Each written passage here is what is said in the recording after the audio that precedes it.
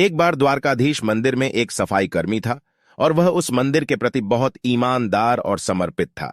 जब भी वह हजारों की संख्या में भक्तों को प्रभु के दर्शन के लिए आते देखता था तो उसे लगता था कि प्रभु हर समय खड़े होकर दर्शन दे रहे हैं और उन्हें बहुत थकान महसूस हो रही होगी। इसलिए एक दिन बड़ी मासूमियत से उसने प्रभु से पूछा कि क्या वह एक दिन के लिए प्रभु का स्थान ले सकता है ताकि प्रभु को कुछ राहत और आराम मिल सके। द्वारकाधीश के देवता ने उत्तर दिया, मुझे विराम लेने में कोई आपत्ति नहीं है। मैं तुम्हें अपने जैसा बदल दूंगा, लेकिन तुम्हें एक काम करना होगा। तुम्हें बस यहां मेरी तरह खड़े रहना चाहिए, हर किसी को देखकर मुस्कुराना चाहिए और केवल आशीर्वाद देना चाहिए। किसी बात में दखलंदाजी न करें और कुछ भी न कहें। याद रखें कि आप देवता हैं और आपको विश्वास है कि मेरे पास हर चीज के लिए एक मास्टर प्लान है। इस पर सफाई कर्मी राजी हो गया। अगले दिन सफाई करने वाले ने देवता का पद ग्रहण किया और एक धनी व्यक्ति आया और उसने भगवान से प्रार्थना की। उन्होंने एक अच्छा दान दिया और प्रार्थना की कि उनका व्यवसाय समृद्ध हो। जाते समय साहूकार अनजाने में अपना रुपयों से भरा पर्स वहीं छोड़ गया। अब देवता के रूप में सफाई करने वाला उसे नहीं बुला सकता था और इसलिए उसने खुद को नियंत्रित करने और चुप रहने का फैसला किया। तभी एक गरीब आदमी आया और उसने दान पात्र में एक सिक्का डाल दिया और कहा कि वह सब कुछ दे सकता है, और उसने भगवान से प्रार्थना की कि वह हमेशा भग की सेवा में लगा रहे। उन्होंने यह भी कहा कि उनके परिवार को कुछ बुनियादी जरूरतों की सख्त जरूरत थी, लेकिन उन्होंने कुछ समाधान देने के लिए इसे प्रभु के हाथों में छोड़ दिया।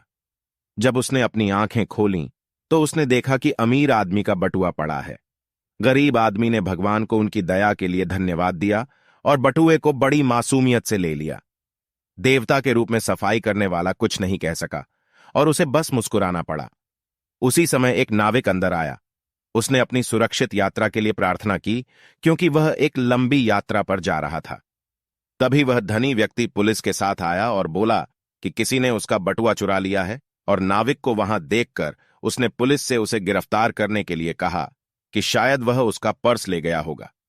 अब देवता रूपी सफाई कर्मी ने कहना चाहा कि नाविक चोर नहीं है, और वह कह नहीं सका और वह बहुत निराश हुआ। नाविक ने प्रभु की ओर देखा और पूछा कि यहां एक निर्दोष व्यक्ति को क्यों दंडित किया जा रहा है। धनी व्यक्ति ने प्रभु की ओर देखा और चोर को खोजने के लिए धन्यवाद दिया।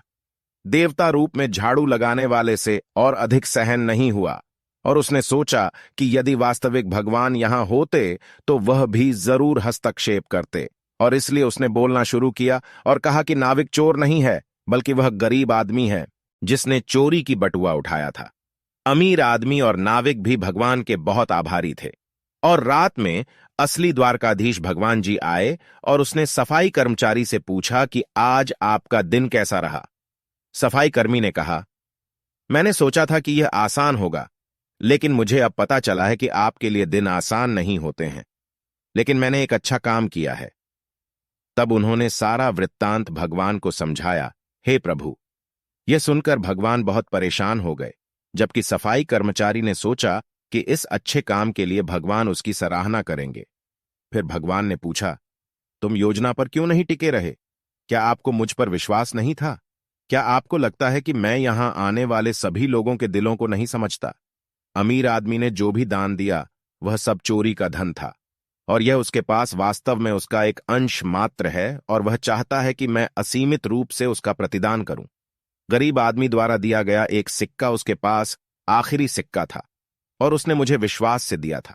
नाविक ने कुछ भी गलत नहीं किया होगा, लेकिन यदि नाविक उस रात जहाज में जाता तो वह खराब मौसम के कारण मरने वाला था, और इसके बजाय अगर उसे गिरफ्तार किया जाता तो वह जेल में होता और वह बच जाता। पैसे वाला बटुआ गरीब आदमी के पास जाना चाहिए, क्योंकि वह इसे मेरी सेवा में लगाएगा। मैं ऐसा करके अमीर आदमी के दुष्कर्म को भी कम करने वाला था और नाविक को भी बचाने वाला था। कहानी की नीति: दुर्भाग्य से यह हमारी स्थिति भी है, क्योंकि हमें प्रभु की योजना में विश्वास है भी और विश्वास नहीं भी है, क्योंकि हम उनकी योजनाओं को नहीं जानते हैं।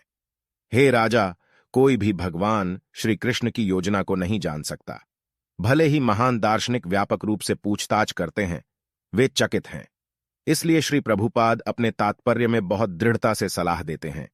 यहां तक कि ऋषि की विस्तृत दार्शनिक पूछताछ भी भगवान की योजना का पता नहीं लगा सकती है। सबसे अच्छी नीति बिना तर्क के केवल भगवान के आदेशों का पालन करना है। वीडियो अच्छी लगे तो कृपया लाइक, शेयर और चैनल को सब्सक्राइब करना ना भूलें। जय श्री सीताराम।